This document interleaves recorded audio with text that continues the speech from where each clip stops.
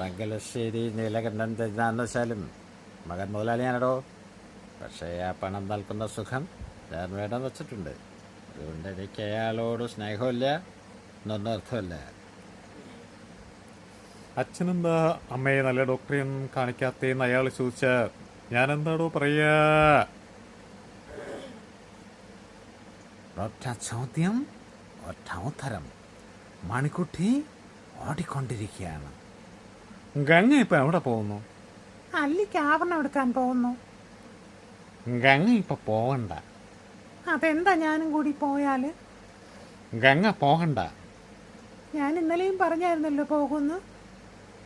പോകണ്ട. അയോഗ്യനായേ, എന്നെ എങ്കയിരുന്ന് എങ്കയും വിടമാട്ടെ.